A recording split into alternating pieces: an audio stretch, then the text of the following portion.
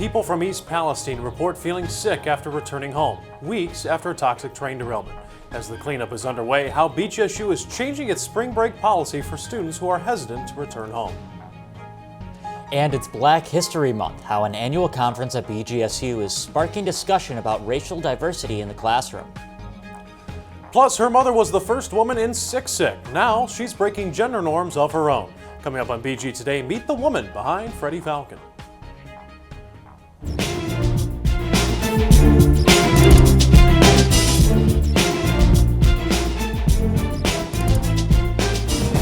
Live from the campus of Bowling Green State University.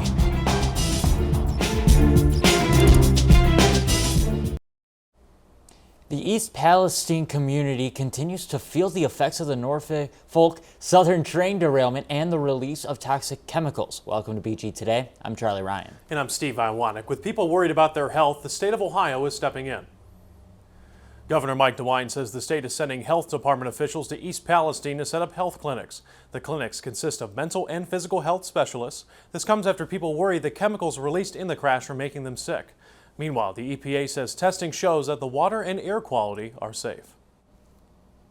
Meanwhile, some BGSU students call Eastern Ohio home. With spring break around the corner and students heading home, Residence Life says they are changing their dorm policy for students. Students from the East Palestine area can now stay on campus for free instead of having to leave the dorms over break. BG24 spoke to one BGSU freshman who lives in Alliance, a town 30 miles away from the train derailment. She says she's still looking forward to going home and not thinking twice about it. I do plan on going home over break. I'm excited to be home. I'm excited to be in my area and be around some of my friends at home. So. Spring break is set for March 6th through the 10th. In the middle of Black History Month, BGSU's 23rd annual Black Issues Conference is shedding light on the lack of diversity in the education system. BG24's Lana Jones investigated the issue and talked to students about what they're seeing in the classroom.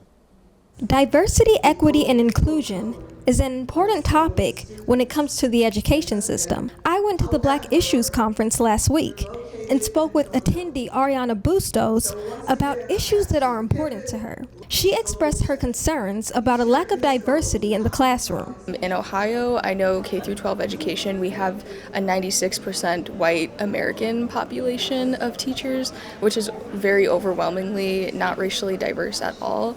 And then so that leaves about 4% for teachers of color. So, and our student population is incredibly diverse. In Ohio, it's probably about like 50-50 white students and then other populations of racially minoritized students. Many BGSU students were shocked when they heard the statistics for the ratio of black students to black teachers in Ohio. 4%. Sorry, that's tough. That's really, it's just a lot less than I was expecting. Students expressed the importance of having diverse representation within the classroom. When you're growing up in elementary school, middle school, and you have dreams of being a teacher or educator, or you want somebody who, a mentor or somebody that you can relate to, that is kind of disappointing to not see that diversity within like your academic career. With BG24, I'm Lana Jones. A mother-daughter duo are paving the way for future Falcons who want to be part of the BGSU's mascot program. This year, a woman was revealed as Freddie, and years ago, her mom was revealed as the first woman in sick. BG24's Taylor Kitchen joins us live in studio to share their story. Taylor. Charlie, in 1990, the university invited Julie Johnson to join Sick in an effort to be more forward-thinking. And though she was invited as the first woman, Julie says that she had to hide her gender.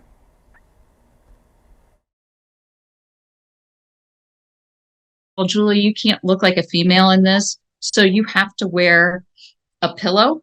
So I had to put strap a pillow around me so they couldn't see my chest.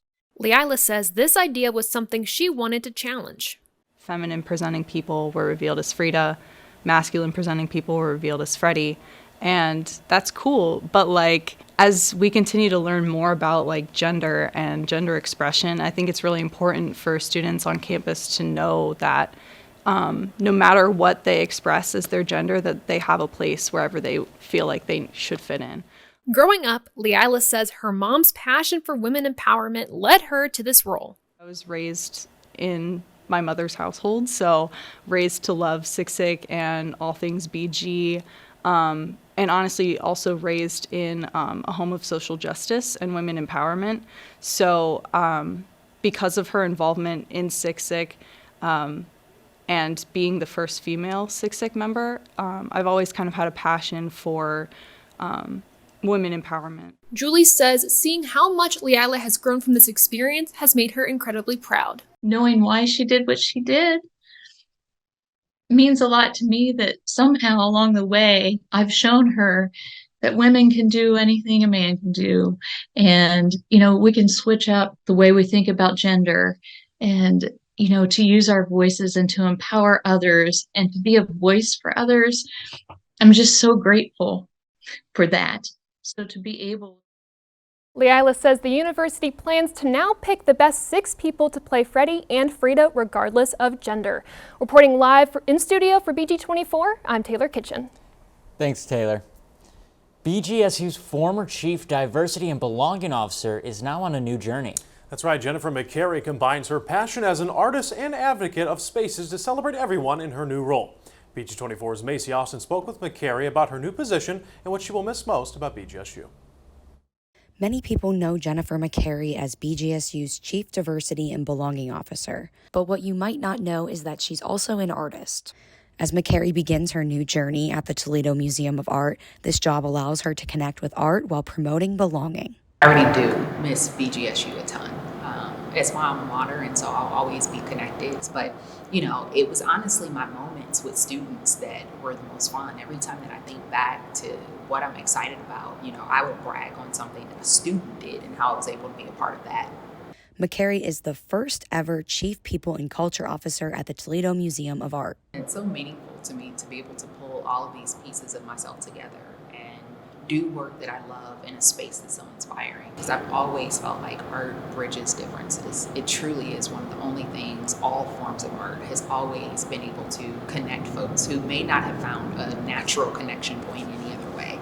Even though she no longer works at BG, McCary still maintains her mentoring role for students. Representation is important, and so I want people to see that, as a woman of color, as a Black woman specifically, I've worked really hard to get where I am. Nothing has ever been given to me. It's all been earned. I also see it as a huge responsibility for me to be sure that I'm breaking down barriers for others as well. McCary doesn't plan to be a stranger to BG. She says she'll be back around campus for big events and looks for ways to connect the art museum with BGSU. For BG24, I'm Macy Austin. Let's take a look at our forecast, bringing in our weather anchor, Aaron May. Well, Aaron, is the sun we're seeing today here to stay? Hey Charlie, kinda. It's going to be kind of flipping and flopping here a little bit. As you saw yesterday, we had about 2 inches of rain here in the Bowling Green State area. Up north of us had it much, much worse. They had a major ice storm up in the Detroit metro area. Now we go ahead and we look into today and into our week. You can see that today is a bit of mix of rain and snow and clouds, and the weather has straight up lost its mind. 56, 26. Tomorrow we do have sun though, with a high of 35, low 30, so the weather is really off its rockers. Saturday, 42, low 30. Sunday we have some snow showers, high of 48 and 30. Monday we have a lot of rain on the way, high of 54, low of 30. As we take a look onto Tuesday and Wednesday, we see the high is 43, on Tuesday and Wednesday 45. So as the week progresses, we are seeing a lot of rain and clouds moving into our area, Charlie. Thanks, Aaron. It looks like I'm going to have to go ahead and fix up my umbrella there a little bit. Well, the CCHA quarterfinals are around the corner for BGSU hockey. Next, why one player is finding a new way to help out on the ice. Plus, BGSU tennis is under new management. Hear from the team's new head coach when we come back.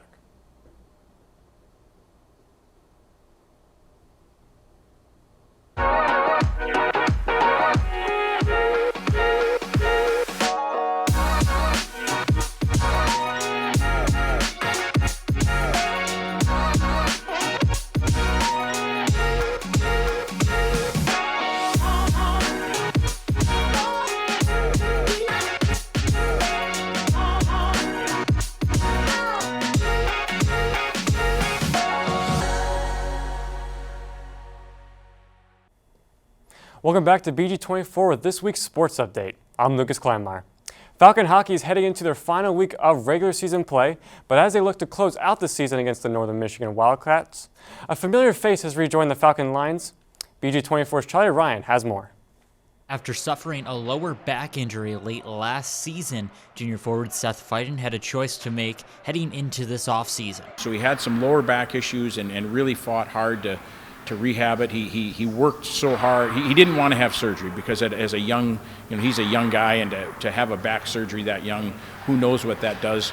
Due to the injury, Fine had to change his game to get a spot back on the ice, working more down low compared to the up-top defensive forward fans saw last season. It's kind of part of my game, just being a bigger body. It's kind of easier for me to get inside guys and kind of out-strength guys in front of the net. Fans saw Fiden working more from the back line, working as a more aggressive forward. The person you looked at to make the big hits and play more man-on-man action. But as the season wore on, it became clear to him that he would have to work more as a speed player. It's hard to come in and play a physical game every night after you've been out for a while. It's hard to stay fresh that way, and I've been working a lot. I know coming back, just trying to get my feet under me and get some of that speed back. Head coach Ty Agner says that part of the success that Fiden has found moving into the later part of this season comes down to the fact that he is a guy that has played in many different roles, using his size to his advantage and bringing some of the old with the new.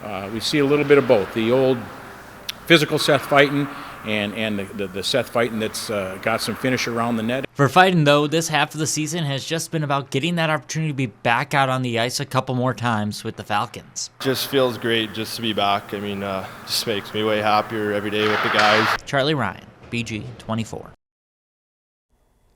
Falcon tennis will have a new coach this spring. Head coach Mike Bonnell takes over the program after spending 6 years at Ohio Northern University. Last year, Bonnell was named the 2022 Ohio Athletic Conference Men's Tennis Coach of the Year. Bonnell says he will use his playing career and experience to help coach and develop players here at Bowling Green. I mean, I've been a tennis player since high school. Been a tennis player my whole career. I've seen all types, all levels of players. Being on the court, competing, you know the pressure that these athletes are under. You can relate. That's why it's good for tennis pros and coaches to keep playing, keep competing. I think it's healthy. So you can relate, and then you can, hopefully educate them on the situations you've been through, so it helps them make that transition into success as well. With a 2-5 record so far this season, Bonnell looks to continue to help the team improve. The Falcons will face off against Northern Kentucky University this Saturday in Dayton. With the basketball season nearing its end, so too is the career of future BG Hall of Famer Katie Hempfling. However, many will remember Hempfling not only for her play on the court, but also for her mom, Beth. BG24 Steve Iwana got the chance to sit down with the mother-daughter duo to discuss the impact they both left at BG. Every one of those teammates that she has out there, they're like part of our family. I do have nicknames for some of them, and not afraid to use those when they're playing and try and build them up and, do the occasionally yelling and screaming, but always try to stay positive and just try to encourage them, like, let's go, play with intensity, you can do better, it's every play.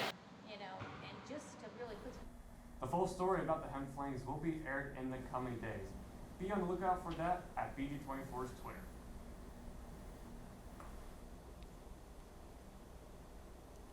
That's it for sports this week. Back to you, Charlie. Thanks, Lucas. Kind of great to see hockey coming back out once again here and final weekend and senior night for all three, basketball and hockey. Should be an exciting weekend. BGSU organization over 75 years old is revealing its top secret members. That's right. Seniors Ironman and Master Chief will reveal themselves on Saturday. The reveal will be at the hockey game at the Slater Family Ice Arena. The game starts at 7 p.m. The Sick reveals one of BGSU's longest traditions during Spirit Week. Thanks for watching BG Today. Follow us for the latest news on Twitter at BG24TV or find us on the web at bgfalconmedia.com. We'll be back next Thursday with updates from around Bowling Green and Wood County. Have a good afternoon.